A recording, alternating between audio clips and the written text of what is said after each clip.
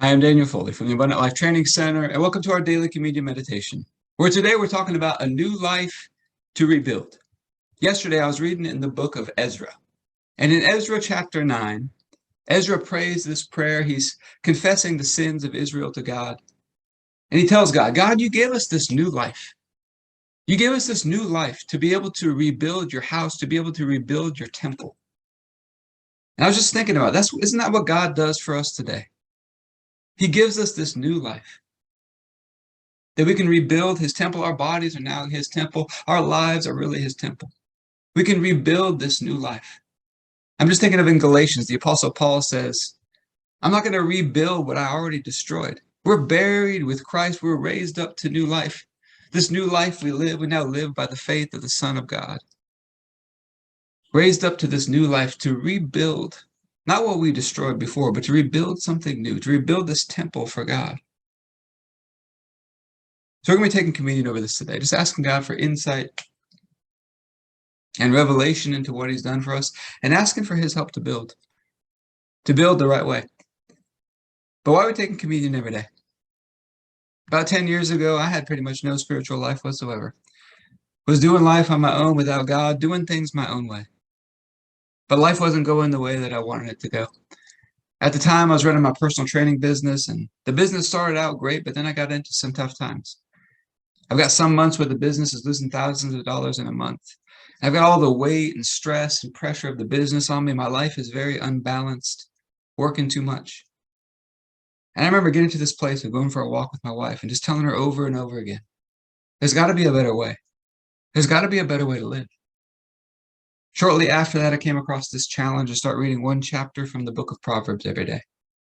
Proverbs has 31 chapters. So on day 1 of the month, you read Proverbs chapter 1. Day 2 of the month, you read Proverbs chapter 2, and then you keep going like that until the end of the month. And then you start back over again. Well, I've been doing this for a little while. And then one day, Proverbs 13:22 just seemed to jump off the page at me. It says, a good man leaves an inheritance for his children's children. And that verse got me thinking, what's the most valuable thing that we could pass on to future generations? Well, the Proverbs tell us that wisdom, knowledge, understanding, those are the key things. And so I made a commitment. I want to pass on manuals and lessons and teaching for all the different areas of life. Areas like purpose and health and family and finances. But when I got started, I had no clue where to start. So I began to seek after God, began to totally immerse myself in the things of God. My relationship with him began to grow. He began to show up, began to teach me, began to train me. He taught me this whole new way of living. But we can put off that old life. We can rebuild something new.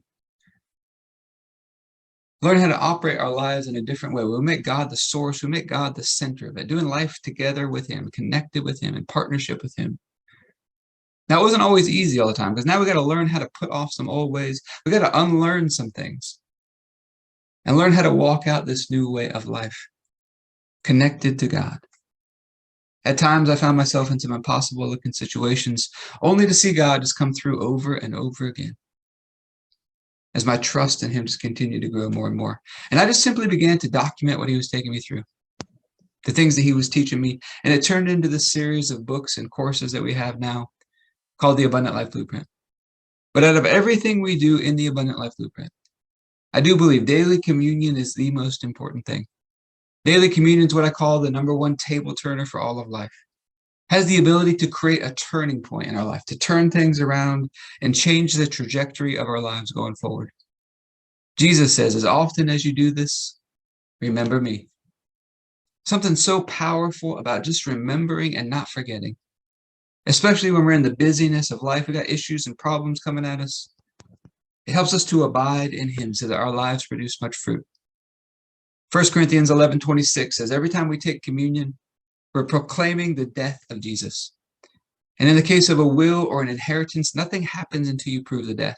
It's proclaiming the death. It's proving the death that sets in motion all of the benefits of this new covenant.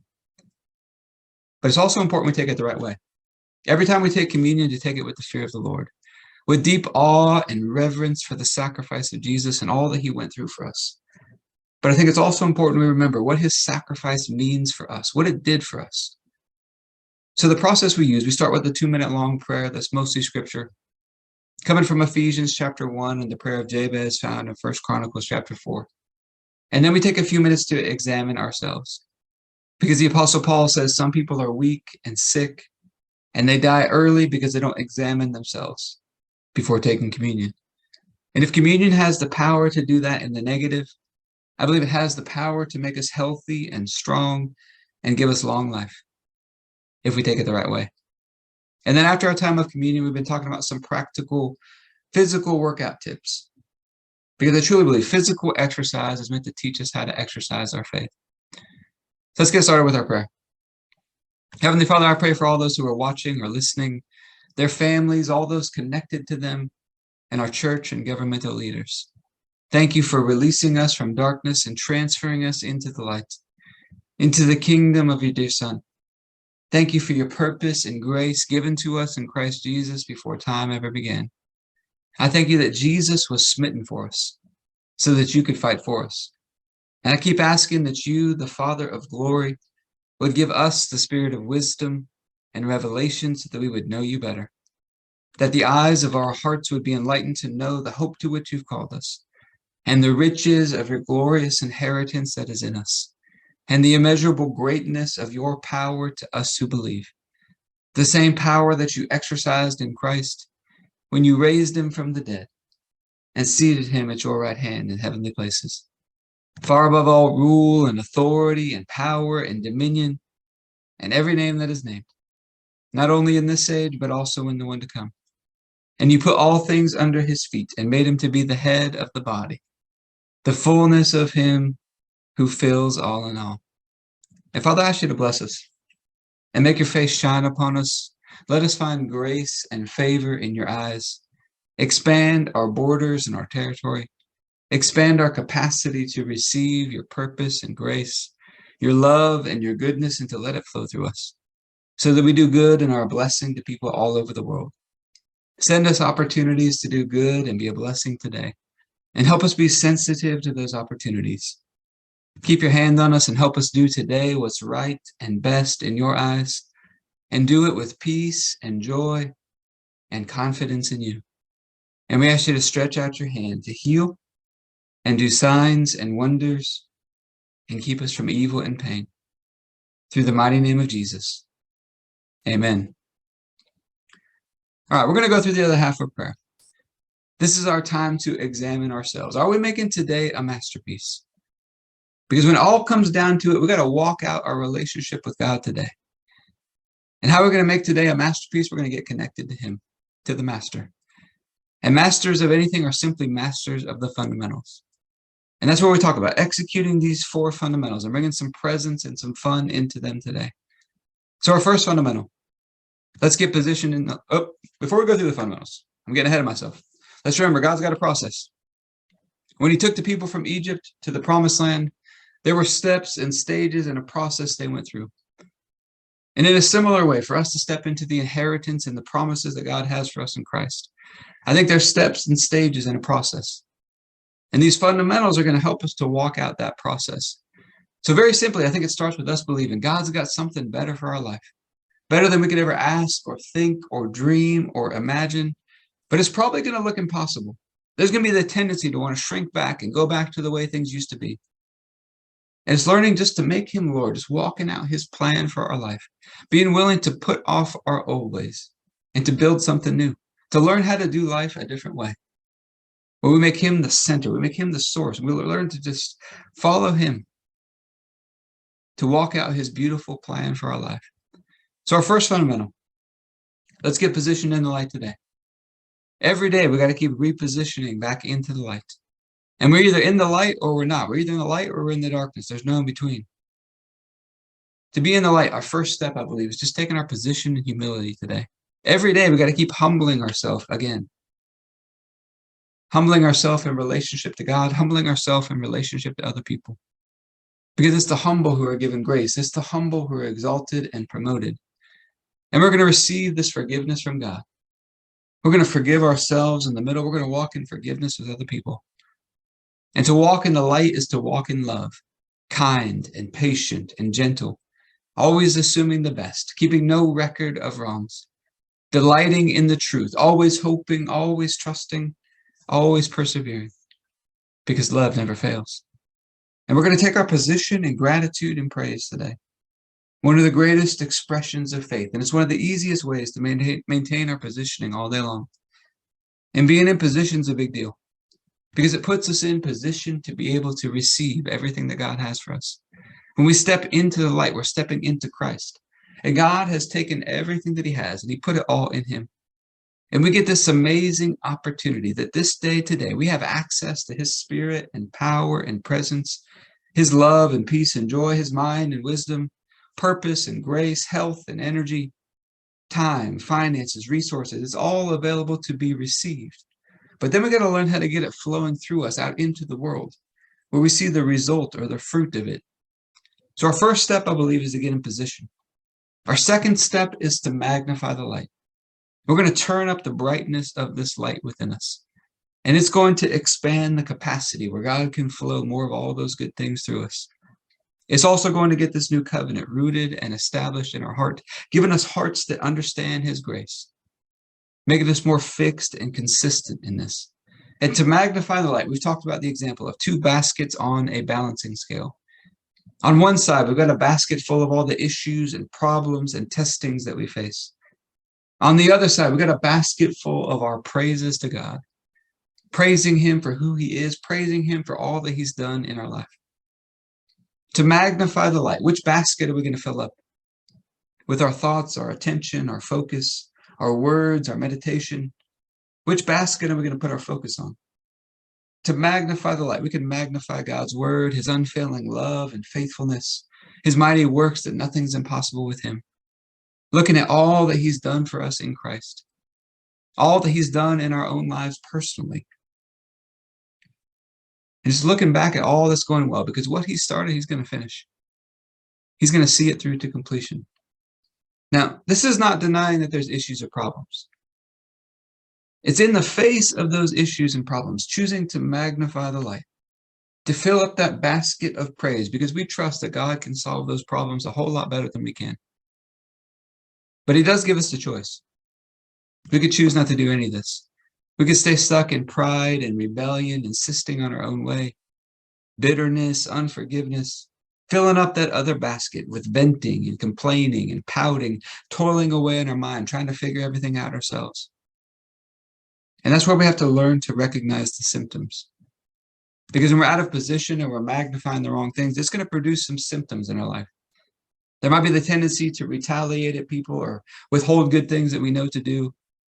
We might avoid people or give them the silent treatment. Or we might think God is doing these things to us. He's withholding things from us, retaliating at us, not talking to us. On the inside, you have this heaviness and weight and pressure like it's all sitting on you. You might have feelings of hopelessness or helplessness, like you're trapped or you're stuck. And all that weight and pressure on the inside just drains all the energy right out of you. Emotionally, there's the fear and stress and worry. We're dreading things in the future, envisioning all these worst case scenarios, reliving bad things from the past. And unfortunately, this can become a habit. This can become a vicious cycle that seems to keep repeating over and over again. But when we take our position in the light, usually we're more present and there's this rest in our soul. And when we rest, God goes to work. We've got fellowship with God, fellowship with people, and now he goes to work. And all those good things he put in Christ just begin to flow. And now everything is effortless. Everything is energizing, free and easy. And now all of a sudden we've got hope in any and every situation because we've got God with us. And if all this weren't enough, God gives us this amazing gift of grace. If we ever get off track, it just takes a moment to turn it right back around, get back in the light again. There's grace. How do we do it? I think it starts with getting more present. Just recognizing those symptoms. Wait a minute, I'm off track right now. And understanding there's grace right now in this moment today to turn it back around, get back in position again. I think it starts with humility. Father, forgive me. I'm off track. I've missed it. We receive that forgiveness from him to forgive ourselves. We walk in forgiveness with other people and reconcile with other people. Then we start praising him and thanking him for his grace and his goodness and his love. And I like to pray this very simple prayer. Father, thank you that what you put within me is more than enough. to handle whatever's coming at me today in a beautiful, graceful way. Help me tap into it and see it flowing in my life at a greater level. You go through that simple process, that weight just lifts off you. Everything begins to flow again. It's a truly beautiful thing. And then our third fundamental, we've got to stay tuned in today. Every day, God's trying to teach us and train us and navigate us. But we've got to stay tuned into him today. My favorite way to do this is with a journal before bed. And at the very top, I like to start with what I call some filters to keep things top of mind, help me stay in rhythm with God. Because in the Old Testament, the temple had a rhythm. There were certain things that needed to be done every day, every week, every month, and on the yearly cycle of feasts. Well, our bodies are God's temple now, as we're talking about today. And implementing that rhythm into our lives is one of the best ways I've found to stay connected to him, stay tuned into him. So the way I use these filters, they're just short phrases or statements that I keep writing to keep things top of mind. I start at the very top with the big picture vision. Where do I feel like God's taken me in my life?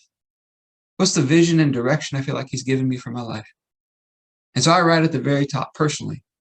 Abundant life training centers all over the world, making the body of Christ healthy and beautiful. Underneath that, I want to bring it down to this year. 2022, what do I feel like is the vision and direction he gave me for this year? For me personally, it's 2022, the year of the beautiful land. Then I want to bring it down to a monthly level. What do I feel like he said about this month? This month in the Abundant Life Blueprint, our message was confidence through praise. Through praising God consistently, we become more confident in our faith. Our confidence in him begins to grow. Then underneath that, I want to bring it down to a weekly level. What do I feel like God is telling me for this week? On our yearly cycle, there's different seasons of the year. Give us different reminders of God and who he is and what he's done.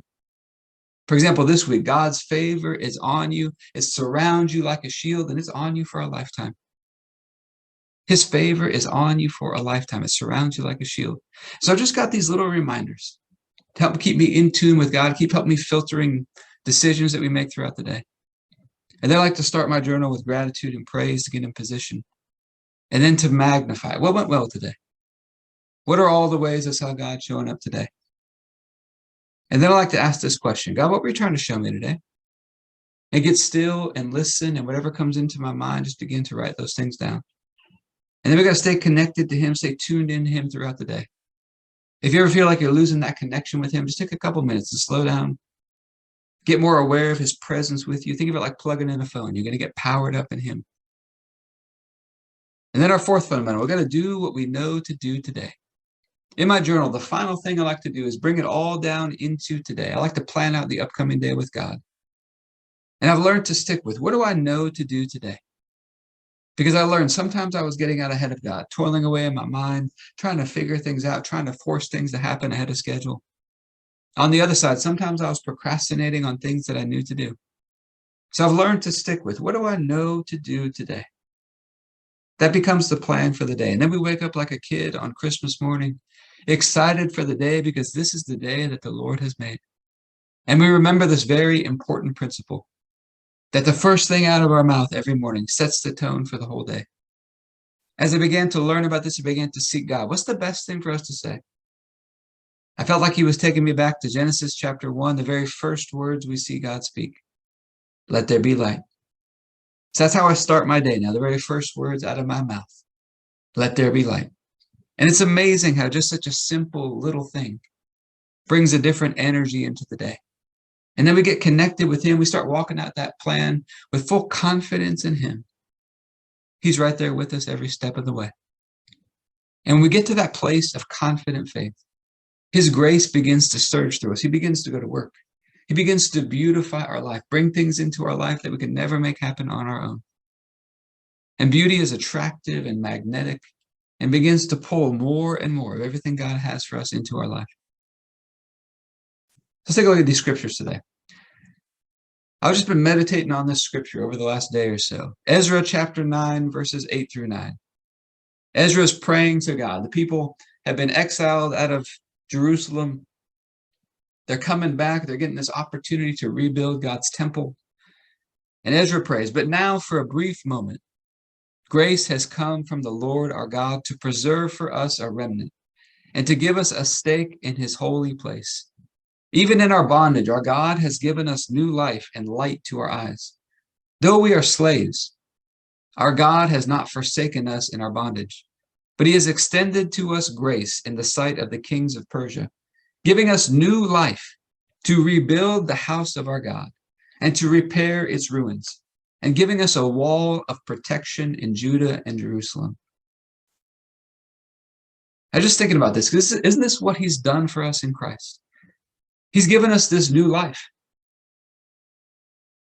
Our old life is gone. We've been raised up to new life, seated in heavenly places with Christ, to have this opportunity to be built into this spiritual house, to rebuild the house, to restore the temple that is our body, our life, to repair its ruin. And he's given us this wall of protection. One of the concepts we talk about in my book, 7 Days with Jesus. He's given us this hedge of protection. We stay in faith. We stay in gratitude. We stay in praise. We keep magnifying the light. It does something like putting a hedge of protection around us. So, Heavenly Father, we're just so thankful for these scriptures. We're so thankful that you've given us new life, this opportunity to build this new life, to build this temple with you. You've given us a wall of protection. We're just so thankful. And we're asking for wisdom and insight into this and what you've done for us. Asking for your help to build, to rebuild the right way, to do it together with you. We think of on the night Jesus was betrayed, he took the bread and said, "This is my body broken for you. Do this in remembrance of me." Just thinking about it, Jesus said, if this temple of my body is destroyed, he's going to rebuild it. He's going to be resurrected. He's going to be raised back to life. He's going to rebuild this temple in 3 days. And everybody mocked and scoffed at him, but he's talking about his body. They said it took 52 years or whatever it was to build that first temple. You're going to rebuild it in 3 days. He's talking about the temple of his body, and we are in him. We get to be in him, part of that body, giving us this new life to rebuild the house of our God, to repair the ruins, giving us this wall of protection. In the Old Testament, one of the curses of the law, when the people were in disobedience and they messed up, was the ultimate summation of all the curse of the law. Every bad thing that there was you could think of is listed in that curse of the law. And it finally sums it up with, you're going to be totally destroyed. Jesus, it says, was destroyed on the cross. The cup of God's wrath was poured onto him, all God's anger and frustration poured onto him. But then he's raised back to life. He's victorious over death. And not only is he resurrected, but he's raised up and seated in heavenly places with Christ. And then we get to be resurrected with him. We get to be raised up, put off that old life. And we get to be seated in heavenly places with him. All through his one sacrifice. So, Father, we thank you for this bread. And ask you to bless it in Jesus' name. If you have your bread, you can take your bread.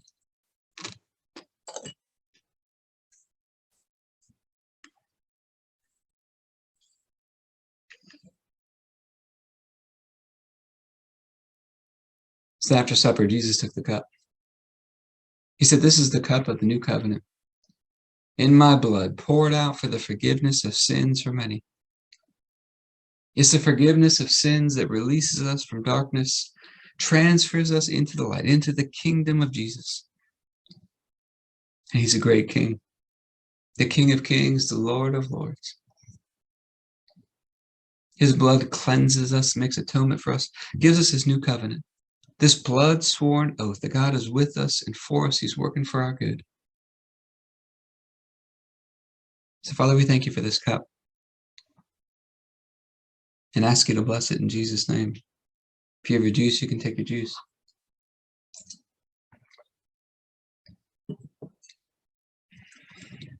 All right. Just thinking about this today.